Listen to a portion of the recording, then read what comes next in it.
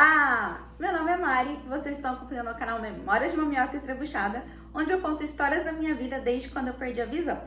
E hoje eu vou contar pra vocês sobre um colega meu que eu reencontrei depois de muitos anos.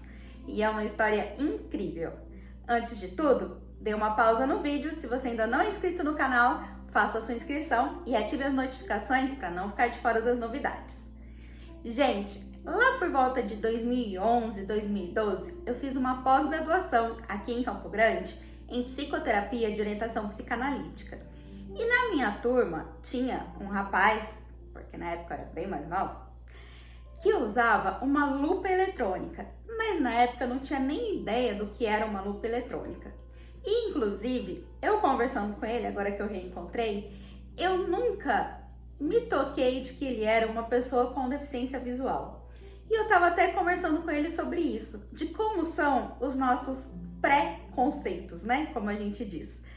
Porque a gente tem dentro da nossa mente que a pessoa com deficiência visual é aquela que usa bengala, que tem os olhos meio esbranquiçados, ou que é um pouco vesgo, algo do tipo.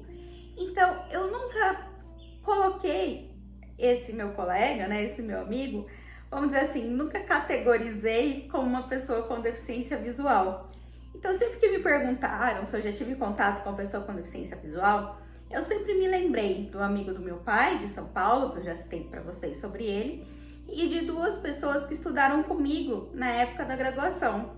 Uma em Maringá, que ela levava até a máquina de escrever dela em braille para aula, e uma outra em Bauru, na faculdade de Bauru, que às vezes eu ficava até incomodada de tanto que as meninas faziam perguntas para ela, porque ela morava com o esposo dela, né? Ela falava assim, eu e meu velho, nós dois somos cegos e tal, e era um baratinho ela. E as meninas ficavam, mas como que vocês cozinham? Como que pode vocês dois morarem sozinhos e tal? Naquela coisa assim, né? Daquela sensação de estarem abismadas com tudo aquilo, né? Como as pessoas muitas vezes nos abordam na rua, né? E começam a perguntar. E eu não me importo de responder. E na verdade, ela não se importava de responder as perguntas. Mas eu achava assim que era uma invasão da privacidade dela. Aquilo me incomodava, né? De ver as meninas perguntando tanto assim pra ela. Mas ela vira e mexe pedir ajuda pra gente, pra levar pra um lado, pro outro da faculdade. E todo mundo ajudava sempre numa boa vontade.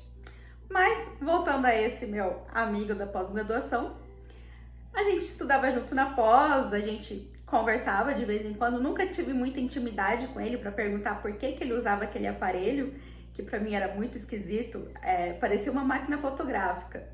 E eu só sabia que ele precisava usar aquele aparelho para ler, porque eu já tinha percebido que às vezes ele utilizava, né, para ler algumas coisas e tudo. Mas sempre tínhamos debates na sala de aula e conversávamos. E depois que acabou a pós-graduação, nós nos reunimos, eu, ele e mais uma menina na pós, para apresentarmos os nossos artigos da pós, num evento que ele coordenou, né? Ele foi atrás e convidou, e eu topei, e a gente fez, foi muito bacana. Então, assim, a gente teve contato, mas não foi aquele contato muito íntimo. E depois que eu perdi a visão, e passado alguns anos, que eu fui me atentar de que eu tive contato com ele e de que ele era sim uma pessoa com deficiência visual. Não uma pessoa com deficiência visual total, mas com baixa visão. E daí eu me toquei de que aquilo que ele usava era uma lupa eletrônica, que eu não tinha tido contato ainda, que eu não sabia que isso existia. E daí eu falei assim, caramba, como a gente não sabe das coisas, né? Até a gente ter contato de fato com tudo isso. E estou eu no meu grupo de psicólogos, que eu tenho psicólogos do Brasil inteiro, e uma amiga minha daqui, de Campo Grande, que é baixa visão, adicionou lá uma pessoa do Mato Grosso do Sul e falou assim, esse é um amigo meu que trabalha no Tribunal da Justiça, tal, não sei o que, tô adicionando aqui. E quando apareceu aquele nome lá, e ele falou, mandou uma mensagem lá, eu falei assim, meu Deus, eu tive um amigo na pós-graduação que tinha esse mesmo nome que o seu, tal, não sei o que, é você? Aí ele falou assim, sou eu. Falei, ai, que bacana te reencontrar. Aí eu fui conversar com ele no particular, contar um pouco da minha história, porque acho que quase ninguém da pós-graduação sabe o que aconteceu comigo, né? Tem só uma menina que sabe, né? Porque a irmã dela mora no mesmo condomínio que eu, então ela tá sabendo o que aconteceu comigo, mas o resto dos alunos acho que ninguém sabe, porque eu perdi o contato com todos eles. E daí comecei a conversar com ele e tudo, e ele mesmo tava falando que ele nunca se colocou também, nunca se apresentou enquanto pessoa com deficiência visual, porque ele disse que ele só perdeu assim a visão focal, né? Que a visão periférica dele é muito boa ainda, então que ele acaba também não se apresentando e não se colocando como pessoa com deficiência visual, então por isso também possa ser que eu nunca tenha percebido, nunca tenha assim,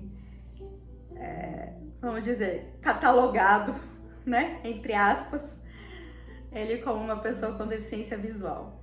Mas isso me fez pensar muito sobre tudo isso que eu sempre trago aqui de reflexão no canal, sobre essas categorias que a gente tem o costume de colocar as pessoas, né? E sobre esses estereótipos, esses rótulos que a gente carrega e que a gente insiste ainda em colocar nas pessoas, de como as pessoas têm que ter algumas características específicas para que a gente possa enquadrá-las em determinadas categorias.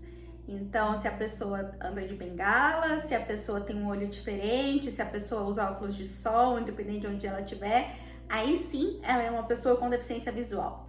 Se ela não tem nada disso, se ela não tem alguma dessas características, ela não é considerada deficiente visual. Então, até que ponto tudo isso é verdade, né? E até que ponto uma pessoa com deficiência visual pode ou não fazer alguma coisa, né? A deficiência visual, por exemplo, esse meu amigo nunca impediu de fazer nada. Tanto é que ele nunca nem se considerou uma pessoa com deficiência visual, porque nunca trouxe grandes limitações para ele, né? Ele sempre fez de tudo. Ele disse que só lembra da deficiência visual quando ele precisa pedir alguma ampliação de uma prova, de um texto, de alguma coisa. Porque para ele é mínima, né? Principalmente porque ele é baixa visão. Então, assim, às vezes a gente coloca tanto peso, tanta carga na questão da deficiência, justamente pela falta de conhecimento. E eu acho que a gente precisa difundir mais essa questão do conhecimento. E principalmente nós, pessoas com deficiência, seja visual ou qualquer outra deficiência, porque a sociedade só vai conhecer de fato a nossa capacidade e de fato como nós somos e quem nós somos a partir do momento que a gente começar a difundir cada vez mais tudo isso. Essas informações e as nossas capacidades, as nossas atitudes. E é por isso que eu estou aqui e convido vocês a compartilharem o vídeo de hoje do canal com seus amigos, com seus familiares e com todas as outras pessoas. Um beijo grande para vocês, um bom restinho de semana, fiquem com Deus e até a semana que vem.